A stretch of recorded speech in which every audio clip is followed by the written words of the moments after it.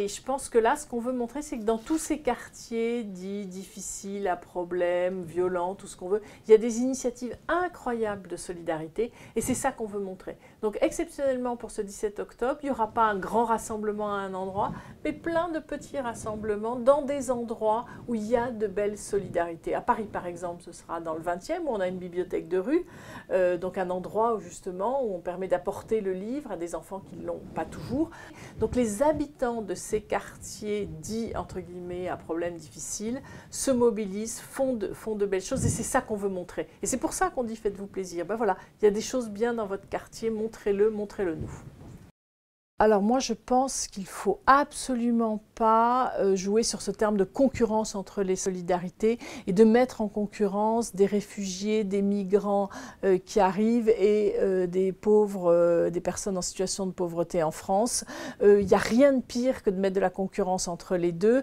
Dans le mouvement, on a toujours travaillé sur ces questions finalement d'immigrés au moment de l'arrivée des boat people. Cette question s'était déjà posée dans le mouvement dans les mêmes termes et on ne s'occupe pas de nos pauvres, on est en train d'accueillir des étrangers. Je pense que c'est entièrement faux. Simplement, c'est vrai que c'est intéressant de voir qu'il y a de l'argent qui se débloque d'un seul coup. Pourquoi ça ne s'est pas débloqué avant? Ça correspond bien à ce que nous, on pense, c'est-à-dire que si on voulait vraiment lutter efficacement contre la pauvreté, en France, on en aurait les moyens. On aurait les moyens de loger tous les mal logés en France. Donc, c'est plutôt là-dessus qu'il faut se battre. C'est de dire, mais très bien, cette solidarité, étendons-la aussi aux personnes en grande précarité, mais surtout ne pas mettre les gens en concurrence.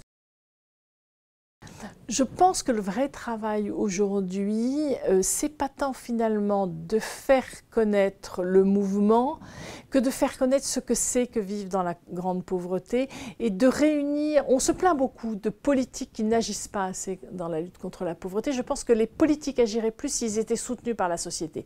Je pense qu'une grosse partie de notre travail aujourd'hui, pas simplement du mien en tant que présidente d'ATD Quart Monde, mais de notre travail, c'est de convaincre la société de plus de solidarité, de plus de justice sociale, de moins de jugement sur les plus pauvres.